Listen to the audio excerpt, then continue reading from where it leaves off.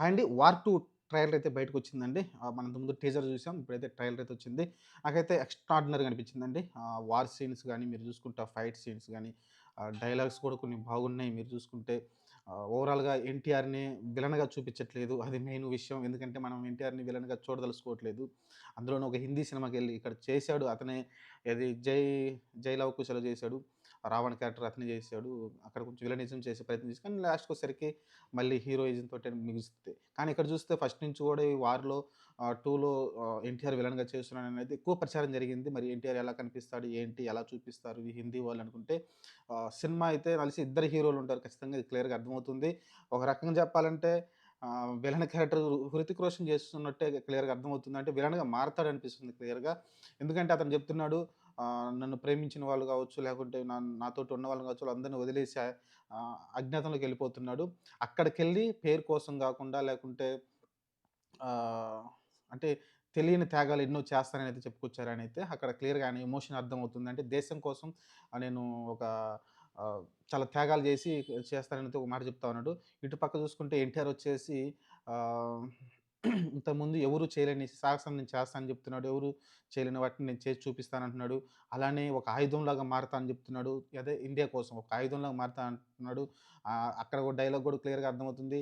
ఆ ఆయుధం చంపేస్తుంది. అలానే ఏదైనా చేస్తుంది కదా! ఆయుధం అనేది అవతలోడిని చంపేస్తుంది. లేకుంటే ఇతను చనిపోవచ్చు. 2 జరుగుతాయి కదా! ఆయుధం వల్ల. కాబట్టి ఇలా అయితే డైలాగులైతే మంచి డైలాగులు రాశారు. ఓవరాల్‌గా అయితే కాపోతే కొంచెం నాకెక్కడ ఏమన్నా కొంచెం ఇబ్బంది కలిగించిన విషయం ఏందంటే ఎన్టీఆర్ సరిగ్గా కనిపించట్లేదు. ఎందుకంటే మీరు చూసుకుంటే 'టెంపర్' గాని, లేకుంటే 'అరవింద సమేత వీరరాఘవ' గాని ఈ సినిమాలో ఎన్టీఆర్ మంచి లుక్ తోటి మంచిగా కనిపిస్తాడు. ఇక్కడ చూస్తే కొంచెం ఏదో తేడా కొడుతుంది. సన్నగున్నాడు, లేకుంటే ఆ ఫేస్‌లో ఏదో జీవకళ లేనట్టు ఎందుకంటే ఎన్టీఆర్ తెలిసింది మంచి ఎక్స్‌ప్రెషన్ ఉన్న యాక్టర్. తన మొఖంలో చాలా ఎక్స్‌ప్రెషన్‌లయితే మనకు పలికిస్తా ఉంటాడు. కామెడీ గాని, లేకుంటే యాక్షన్స్ గాని, సీరియస్ డైలాగ్ కావచ్చు, చాలా పండిస్తాడు. కానీ ఇక్కడ చూస్తే మీకు అదేదో కొంచెం ఆర్టిఫిషియల్‌గా అనిపిస్తా ఉంది. ఏదో ఫేస్ అతికిచ్చినట్టయితే అనిపిస్తా ఉంది. అదేంటో నాకు కొంచెం మరి సినిమాలో చూసి నాకైతే అర్థమవుతుంది. ట్రైలర్ వరకైతే అదేదో ఒక షాటు షర్ట్ లేకుండా నుంచుంటాడు చూసారా? అది చూస్తే నాకు కొంచెం ఏదో అంతగా అనిపించట్ల. అంత అంత క్వాలిటీగా కనిపించట్లేదు అతను చూపించడం విషయంలో. మరి కెమెరామాన్ తప్పా? లేకుంటే ఏంటని తెలీదు గానీ, అది మినహాయిస్తే మిగతా వార్ సీక్వెన్స్ కూడా సమానమైన ఇచ్చారు. అలానే 'కేర్ అద్వాని' ఎవరైతే హీరోయిన్ ఉందో, ఆ అమ్మాయి గూడా 'హృతిక్ రోషన్' తోటి ఫైట్ చేస్తుంది. యాక్చువల్‌గా లవర్‌గా చూసాం. ఆ కిస్ సీన్స్ అవన్నీ ఉన్నాయి. కాబట్టి లవర్‌గా ఉండి మళ్ళీ అతనితో ఫైట్ చేస్తుందంటే, అక్కడ మంచి ఎమోషన్ అయితే ఉంది. ఇంక 'హృతిక్ రోషన్' పాత్రలో క్లియర్‌గా అర్థమవుతుంది. చాలా మాడ్యులేషన్స్ ఉన్నాయటయితే క్లియర్‌గా అర్థమవుతుంది. ఎన్టీఆర్ పాత్ర మటుకు ఒకటే అతన్ని వేటాడడం లేకుంటే 'హృతిక్ రోషన్' పట్టుకునే పాత్రలాగానే కనిపిస్తా ఉంది నాకైతే. ఇద్దరు గూడా ఇండియా ఫస్ట్ అంటున్నారు. డైలాగ్ చూసుకుంటే ఇద్దరు గూడా ఇండియా ఫస్ట్ అంటే ఇండియా కోసమే పనిచేస్తున్నారు. కానీ కొన్ని కారణాల వల్ల 'హృతిక్ రోషన్' వచ్చేసి వేరే యాంగిల్‌లో ఎళ్ళే అవకాశం ఉంటుంది. అతన్ని ఆపడానికి మేబీ ఆహ్, ఎన్టీఆర్ అయితే ఒక ఆయుధంలాగా వాడుతుందేమో మన 'రా ఏజెంట్.' ఇదైతే స్టోరీలాగా కనిపిస్తుంది క్లియర్‌గా.